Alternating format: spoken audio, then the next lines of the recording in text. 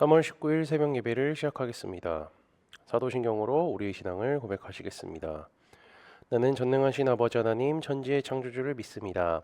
나는 그의 유일하신 아들 우리 주 예수 그리스도를 믿습니다. 그는 성령으로 잉태되어 동정녀 마리아에게서 나시고 본디오 빌라도에게 고난을 받아 십자가에 못 박혀 죽으시고 장사된 지 사흘 만에 죽은 자 가운데서 다시 살아나셨으며 하늘에 오르시어 전능하신 아버지 하나님 우편에 앉아 계시다가 거기로부터 살아있는 자와 죽은 자를 심판하러 오십니다. 나는 성령을 믿으며 거룩한 공교회와 성도의 교제와 죄를 용서받는 것과 몸의 부활과 영생을 믿습니다. 아멘. 다 함께 찬송가 516장 찬양하시겠습니다.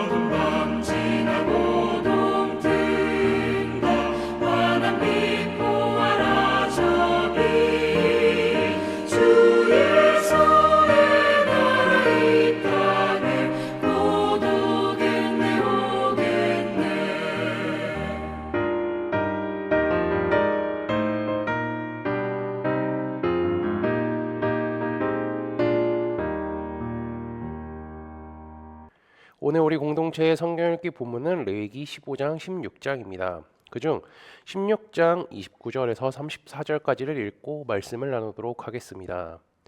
너희는 영원히 이 규례를 지킬지니라. 일곱째 달 곧 그 달 10일에 너희는 스스로 괴롭게 하고 아무 일도 하지 말되 본토인이든지 너희 중에 거류하는 거류민이든지 그리하라. 이날에 너희를 위하여 속죄하여 너희를 정결하게 하리니 너희의 모든 죄에서 너희가 여호와 앞에 정결하리라. 이는 너에게 안식일 중에 안식일인즉 너희는 스스로 괴롭게 할지니 영원히 지킬 규례라. 기름 부음을 받고 위임되어 자기의 아버지를 대신하여 제사장의 직분을 행하는 제사장은 속죄하되 세마포 옷 곧 거룩한 옷을 입고 지성소를 속죄하며 회막과 제단을 속죄하고 또 제사장들과 백성의 회중을 위하여 속죄할지니 이는 너희가 영원히 지킬 규례라. 이스라엘 자손의 모든 죄를 위하여 1년에 한 번 속죄할 것이니라. 아론이 여호와께서 모세에게 명령하신 대로 행하니라. 아멘. 레위기 16장은요, 속죄일에 대한 규정입니다. 이 속죄일의 시간적 배경은요, 16장 1절을 보시면 알 수가 있는데요. 아론의 두 아들이 여호와 앞에 나아가다가 죽은 후에 여호와께서 모세에게 말씀하시니라. 이 아론의 두 아들이 죽은 사건은요, 레위기 10장 1절에서 7절에 기록되어 있는데, 이 아론의 아들들인 나답과 아비후는요, 하나님께서 명령하지 않는 다른 불로 제사를 드리려고 했기 때문에 죽임을 당했습니다. 이들은 제사장이 됐음에도 불구하고요, 하나님께서 가르쳐 주신 방법을 잊어버리고 자기들의 마음대로 제사를 하려고 했죠. 제사장이 된 지 얼마 안 된 이들이 제사장이 되자마자 죄를 범한 것이라고 할 수가 있습니다. 이 제사장은 어떠한 사람들이죠? 이스라엘 신앙을 책임지는 자들입니다.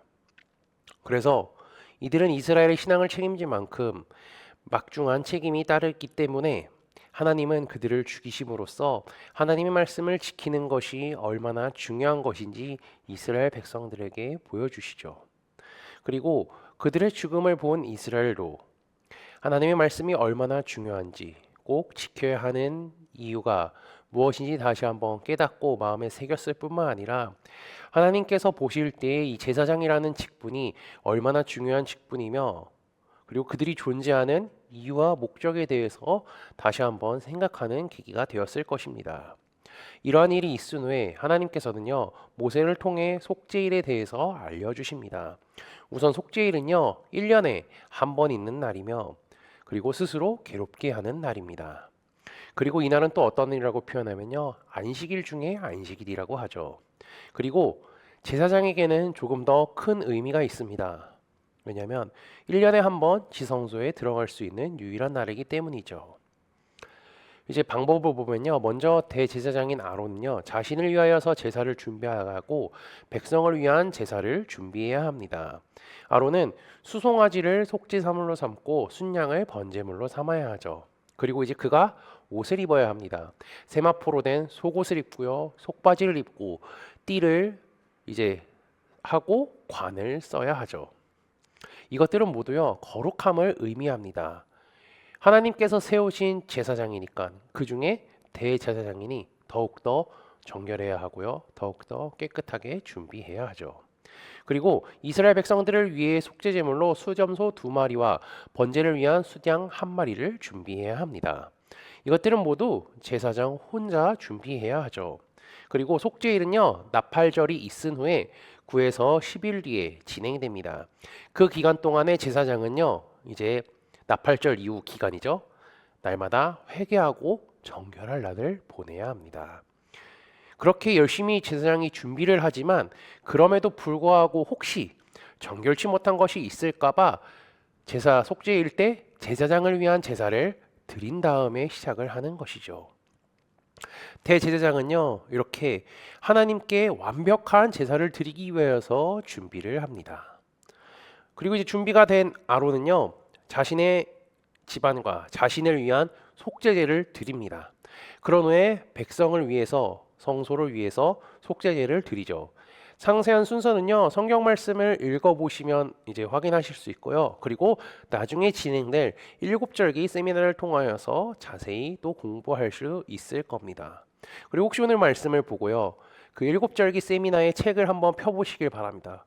보시면 속죄일의 의미가 무엇인지, 속죄일에는 구체적으로 어떤 것을 해왔는지, 그리고 이 속죄일이 얼마나 중요한 날인지 다시 한번 더 생각을 하게 되는 계기가 될 것입니다.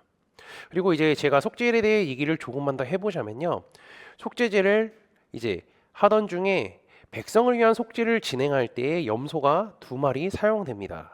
아까 제물 2마리가 필요하다고 이야기를 했었죠. 그 중에 1마리는요, 죽임을 당하여서 피를 흘리고 다른 1마리는 광야로 버림을 받게 됩니다. 이것은요, 염소를 통하여서 이스라엘 안에 있던 죄가 그들의 진영 밖으로, 그들이 있는 곳 밖으로 나간다는 것을 의미하죠. 속죄일로 인하여서 더 이상 죄에 얽매이게 될 필요가 사라졌습니다. 이제 이스라엘은 죄로부터 자유해졌기 때문에 그래서 이 날을 안식일 중에 안식일이라고 또 하는 이유기도 하죠. 하나님께서는 속죄일에 스스로 괴롭게 하라고 또 얘기하셨습니다. 사실상 이스라엘은요, 괴로울 수밖에 없습니다. 왜냐하면요, 그들에게 죄가 있기 때문이죠. 그리고 그들이 죄를 처리받으려면 어떻게 해야 되죠? 제사를 드려야 합니다. 그런데 속죄일을 통하여서 하나님께서 죄를 처리해 주셨죠. 제가 16장 30절을 읽겠습니다. 이날에 너희를 위하여 속죄하여 너희를 정결하게 하리니 너희의 모든 죄에서 너희가 여호와 앞에 정결하리라. 아멘. 하나님께서는 속죄일을 통하여서 이스라엘의 죄를 처리해서 정결하게 해주셨습니다. 그리고 우리는 어떻게 해주셨죠? 예수 그리스도의 십자가 보혈을 통하여서 죄를 처리해 주셨죠. 이스라엘이 속죄일을 통하여서 죄를 처리해 주신 하나님께 감사하며 그분의 말씀을 기억하고 순종하며 살았듯이 하나님의 독생자 예수 그리스도로 인하여서 죄를 처리받은 코너스톤 형제 자매들도 주님께 감사하며 그분의 말씀에 순종하는 삶을 살아가시기를 주님의 이름으로 축복합니다. 다 함께 찬송가 204장 찬양하시겠습니다.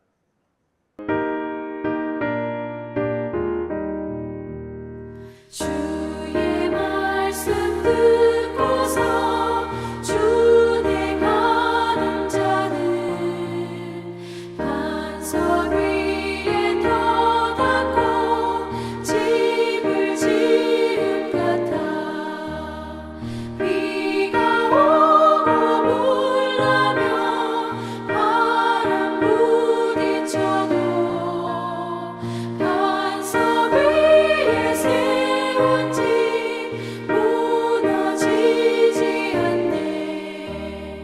잘 짓고 잘 지세 우리 집 잘 지세 만세 반석 위에도 우리 집 잘 지세. 주의 말씀 듣고도 행치 않는 자는 모래 위에 터닫고 집을 지은 같아 비가 오고 물나며 바람 부딪힐 때 모래 위에 세운 집 크게 무너지네. 잘 짓고 잘 지세 우리 집 잘 지세 만세 반석 위에도 우리 집 잘 지세. 세상 모든 사람들 집을 짓는 자니 반석 위가 아니면 모래 위에 짓네. 우리 구주 오셔서 지은 상을 줄때 세운 공로 따라서 영영상벌 주리. 잘 짓고 잘 지세 우리 집 잘 지세 만세 반석 위에도 우리 집 잘 지세. 다 함께 기도하시겠습니다. 하나님 아버지, 우리를 사랑하시고 예수 그리스도를 통하여서 죄를 처리해 주신 은혜에 진심으로 감사합니다. 죄를 처리해 주신 아버지의 은혜에 감사하며 살아가게 하시고 더럽고 추한 세상 속에서 하나님의 자녀로 당당하게 살아갈 수 있는 힘과 능력을 허락해 주옵소서. 오늘 말씀을 통하여서 속죄를 알려주시고 그것을 통해 죄를 처리해 주심을 보게 하시니 감사합니다.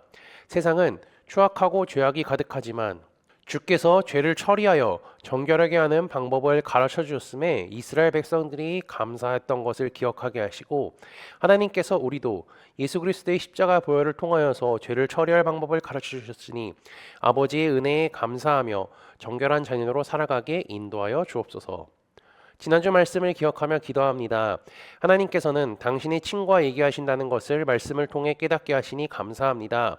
하나님과 이야기하는 것이 기도라는 것을 말씀을 통해 배우게 하시고, 기도는 간구가 아니고 하나님께 대화하는 것이라고 배우게 하시니 감사합니다.